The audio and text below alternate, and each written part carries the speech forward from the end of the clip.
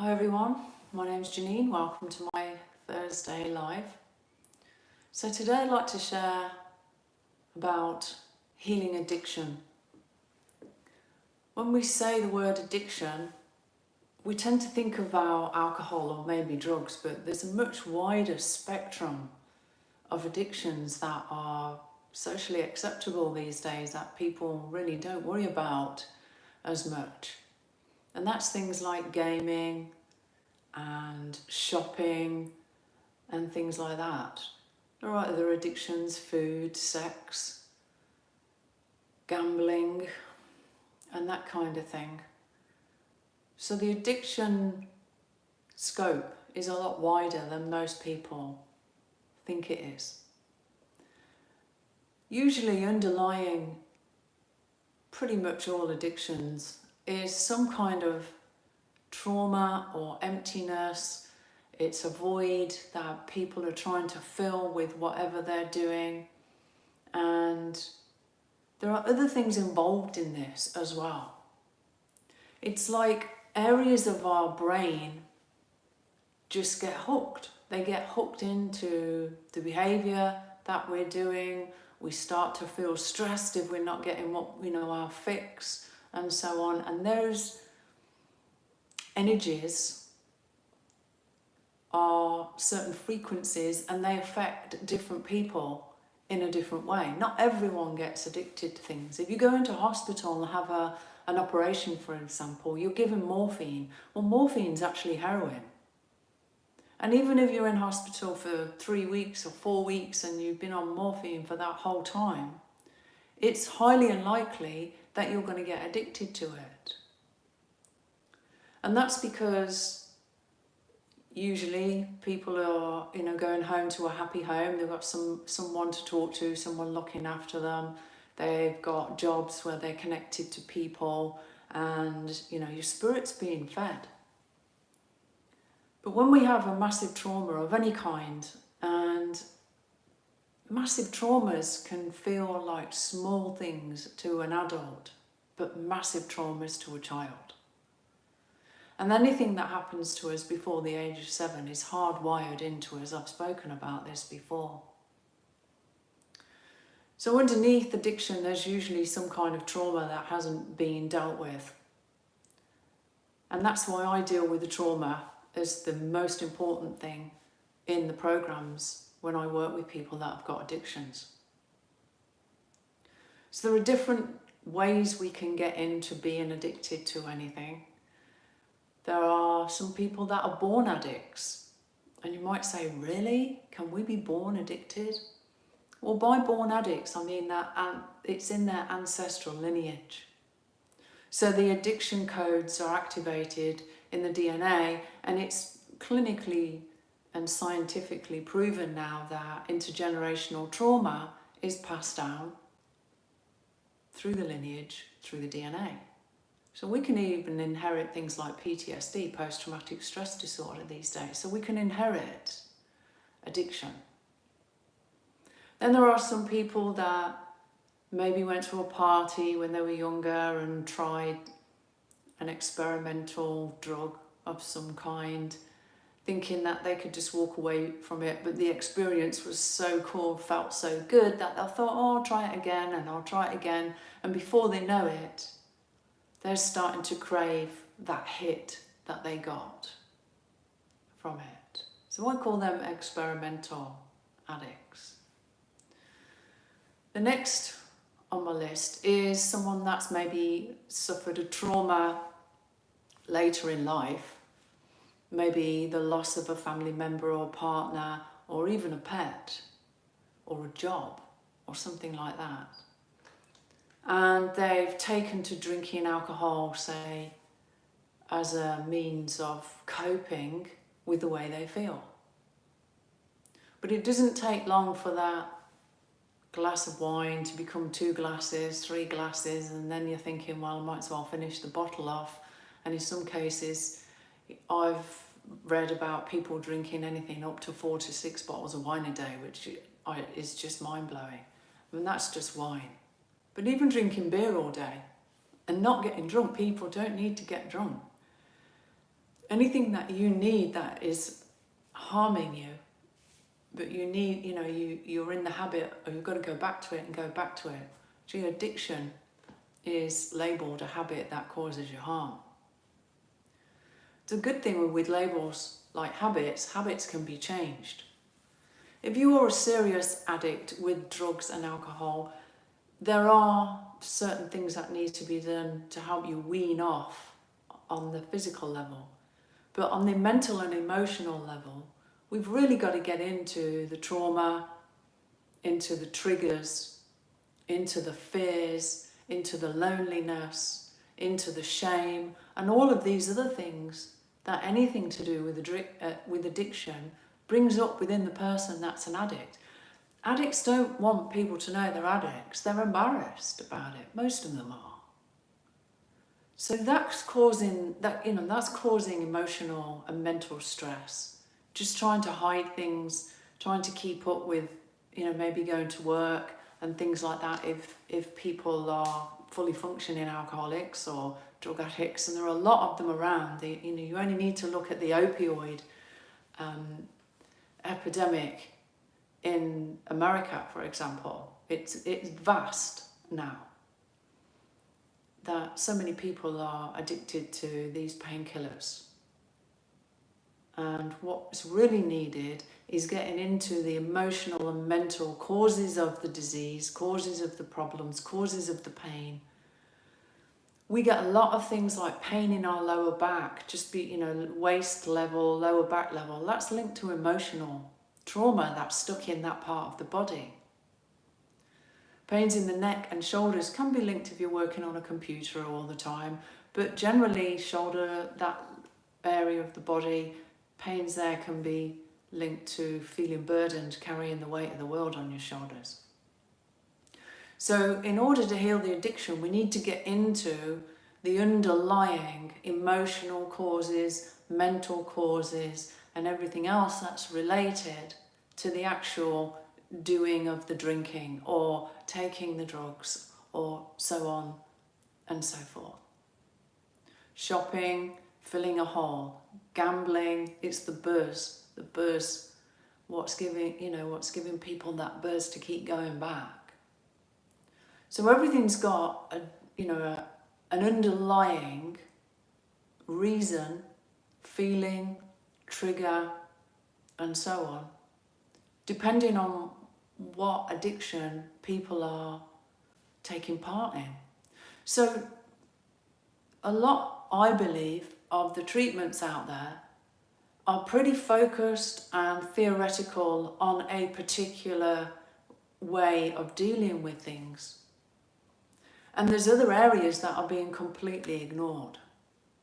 Not on purpose, but I would say through lack of expanded scope of what happens when people go through trauma in order to lead to the addiction.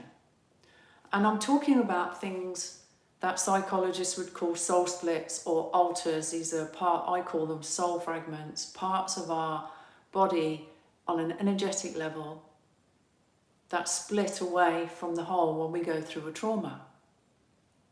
These things have been known about forever. Shamans do something called soul retrievals, which is healing and bringing these parts of us back into our hearts, back into our bodies, realigning the energy field and the energy system of the body. So these soul fragments, these alters, these splits need to be recovered, realigned, and repaired and brought back into the body. If you had a trauma, for example, when you were 10 years old, that caused you to fragment, and you go through your life and, end up becoming an addict of some sort, you can go to rehab after rehab after rehab, and you can come out and you might feel good for a while. But those soul fragments that I'm talking about, those alters, those soul splits, if they're not recovered, repaired, and reintegrated back into your system, that's the program. That's the program that's going to keep running and running and running and running. So it's like this internal battle of you're trying to, do the right thing, but there's a part of you that's still stuck in that trauma, in that frequency, that's having an effect on your behavior. People that get involved with really deep and dark addictions, like heroin, for example, and things like that, they've actually got so much negativity in their system that they need spiritual healing, not just rehab. There has to be an expansion in the treatment system across the world, as far as I'm concerned, because mind and body is being looked at, but spirit isn't being looked at. And spirit is the energy field. If you break us down, we're just like grids of light. We're grids of light vibrating at certain frequencies, like wavelengths. And these grids get damaged when we're addicted to anything. Because whatever we're putting into our body, if it's food, if it's alcohol, if it's drugs, it's having an effect on our physical body and damaging us. If it's shopping, it's damaging our wallet, unless we're rich. But even if there's still an underlying emotional issue in there and a hole that somebody's trying to fill. If they're shopping, the same with food.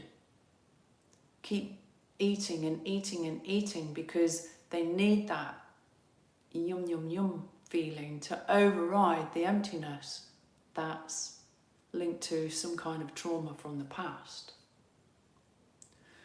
So addiction is something that needs to be approached on an individual basis. No matter if you've got 100 people that are all addicted to opioids for let's just say, for example, you've got 100 people with 100 different reasons, 100 different levels of trauma that need to be addressed.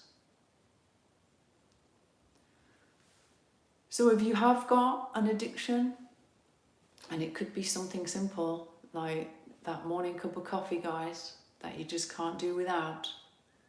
It could be sugar, it could be candies and sweets. It could be gaming, shopping, anything to, on that scale of addiction. It's a really important time to start looking at getting healing for this type of thing. The changes that are happening on the planet at the moment mean that we need to take more care of our physical body. And the physical body is affected dramatically by any kind of addiction. But I've read that 87% of disease in the body is emotional and mental at its root cause. And they say addiction is a disease. So if we don't start to look at what's the underlying issue behind certain behaviours, eventually the body's going to break down. Eventually the mind is going to be affected because they're all interlinked. You've got physical body, emotional body, mental body, spiritual body, and they all work together like a finely tuned orchestra. And if you've got a violin that's out of tune, and you've got somebody on a piano that's out of tune, that's going to knock the whole orchestra out. The whole thing's not going to be functioning properly. So now is the time to think about yourselves, think about the people around you. Are you in a relationship with somebody that's an addict and you're ignoring it because to keep the peace or something like that? Now is the time to really think about healing, letting go of habits that are not serving you. Because the more and more of this energy that's coming in through the sun, and you can see it, if you go and look at the sun these days, guys, it's brilliant white. It doesn't look like the sun used to look. People say it to me all the time now. Doesn't the sun look different? The sun is pouring into the planet pure source energy. That energy needs to be running through our electromagnetic field. It comes in through the crown and it goes down into the ground. This is why it's important to get grounded as well. And if we've got problems in our system for any reason, then it's going to cause blockages, and those blockages lead to health issues, major health issues. And it's not going to stop. We've got equinoxes and solstice, and we've got eclipses and full moons, and more people have been saying to me how tired they feel at the moment, wiped out, people that don't normally take a nap in the afternoon are having to take a nap and things like that. This is because of what's happening to the planet. The vibrational frequency of every human and every animal and every plant is being affected by these changes. So if you have got an addiction and you would like to talk to me about it with no obligation, you can contact me via my website, and I'll certainly have a chat with you if you want to do that. And I have got a program, and it's 8 sessions, 8 1-hour sessions, and we go into all of the trauma, we go into triggers, we go into the memories that are stored in your cell memory, and all of these different areas that are linked to it. So it doesn't matter which category of addiction it is, it doesn't matter if it's trauma related as a child or as an adult or for any reason. We look into all of the different areas. So I hope this has been useful. You can heal. I don't agree with people being labelled addicts for life. If you can take out the trauma, the habits, the triggers, the cell memory, and you're wiping someone's slate clean, why would you still call them an addict when they're clean? I don't know, I've never understood that. It feels like a holding pattern that's not a necessary thing to do. So the story that is related to it, all of this is deleted in your system. So, don't judge yourself if you've got anything like that going on. These things happen. We are delicate machines, and it's easy for us to fall into that category. And maybe just be a bit more sympathetic for people that have got problems. So thanks for joining me, guys. There's a link below if you want to check out my website. I can help with a lot of other issues as well. Not just addiction, mental health, trauma, PTSD is my speciality in that respect. I've got a lot of experience in that, 20 years now. And the links are below. So if you like my video, please subscribe, click like, leave a comment below if you'd like to comment, and please do share. And also check out my Patreon channel. There's a link below for that as well. So thanks for joining me, and I'll see you all again soon. Bye for now.